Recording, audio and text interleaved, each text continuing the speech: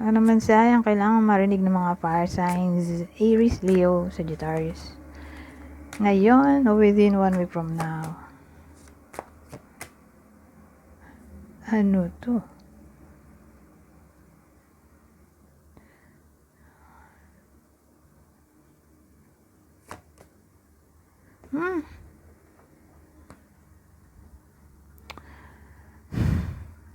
Ito kasi may kinalaman sa separation. Wala na talagang reunion, reconciliation na maaaring mangyari.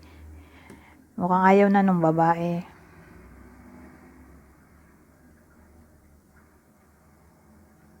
Kasi ito sabihin nating cycle. Ayaw na makipag-cooperate nitong babaeng to. So, reconciliation, posible ba?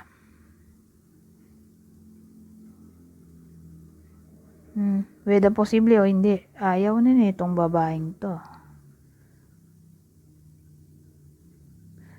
Babaeng tao o babaeng energy?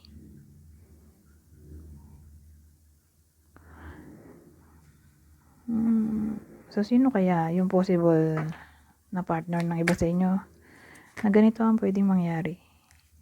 Ayaw na. Wala nang balikan to. Kung relationship reading. Leo, Cancer.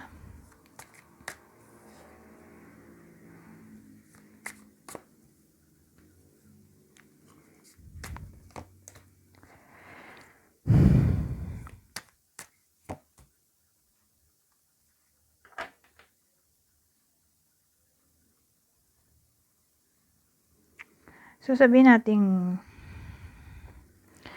may business yung iba sa inyo at may partner. Business partners. Kung ganun ang situation, may someone sa business partner ng iba sa inyo na manluloko.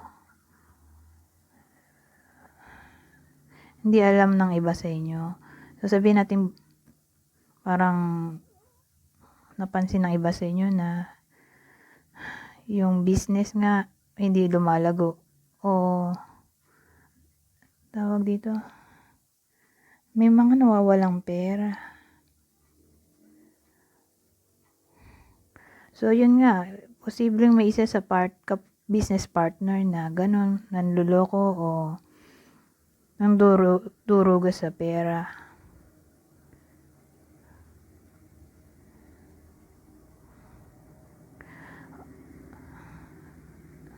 Pero kung wala pa, sabihin natin mag-start pa lang.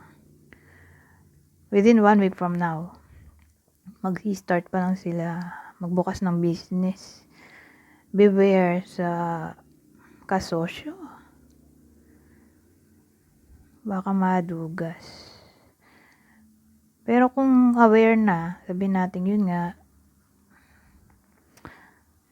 may kutob kayo, dinudugas kayo, o parang may kakaiba sa business. Imbis na lumago, dehado pa kayo. Niloloko nga yung iba sa inyo ng business partner. So, sino kaya yon? Mag-ingat sa Aquarius at Cancer.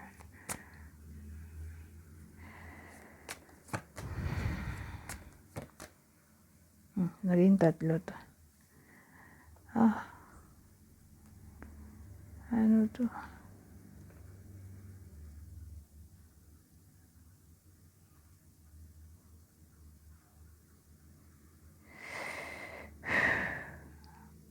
Well, dito sa case na to,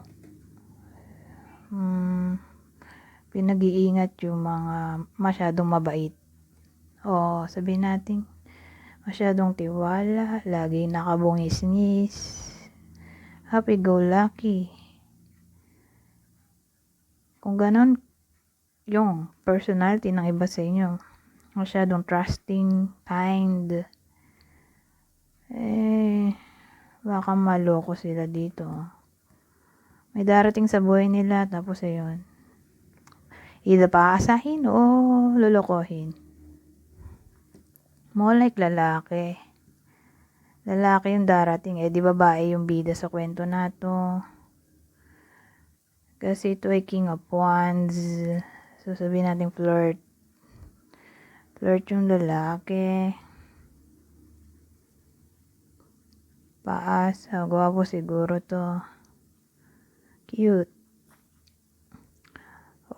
Malakas ang dating. Sex appeal. Kasi, parang ma-attract yung iba sa inyo dahil masyado siyang confident, brave. So, beware. Okay? Kung gano'n ang personality, tulad nga ng sabi ko, masyadong kind, masyadong trusting, madaling mapatawa, o laging tawa ng tawa. Baka ma-fall kayo sa taong paasa, o madidisappoint kayo sa someone na darating. Baka nga dumating na sa iba sa inyo. Lulukoyin kayo, cheating to. O baka ma-fall kayo sa someone na in a relationship na pala sa iba. OMG. Pero again, mukhang babae yung tatama ng reading na to. So, sino kaya yung pwedeng lalaking to? Mag-ingat sa taong Sagittarius, Pisces.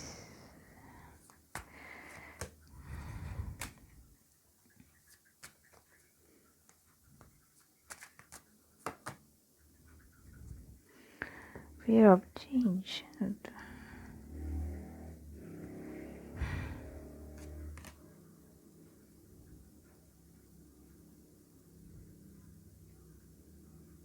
Last. Ano to? Kasi ito, pwedeng career. Natatakot mag-try ng something new. Na parang pag nirelease nila yung fear, ito, magiging victorious sila.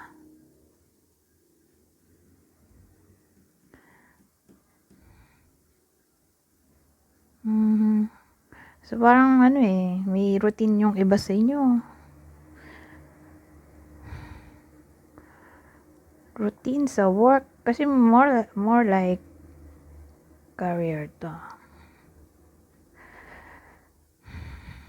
Nahirapan umalis sa toxic na workplace dahil baka walang mahanap na iba.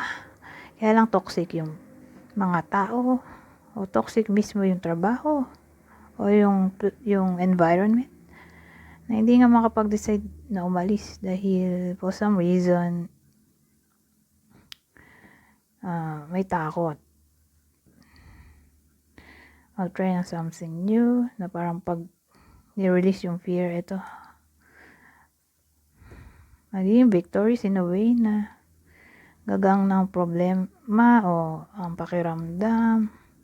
Mas okay pala na mag-try na lang ng something new.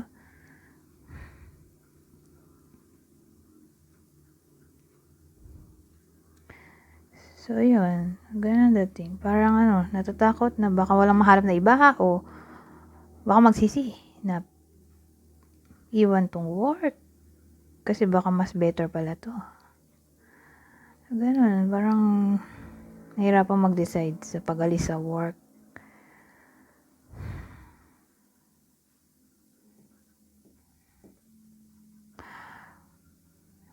Nakuha tayo ng ibang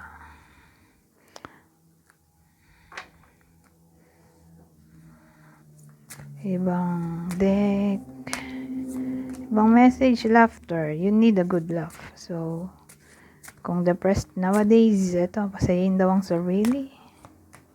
Exercise. Run, walk, swim, or otherwise move your body. This will give you more energy and happiness. So, baka makakapagpasaya sa iba sa inyo ay ang exercise. So, ini-emphasize ang exercise within 1 week from now.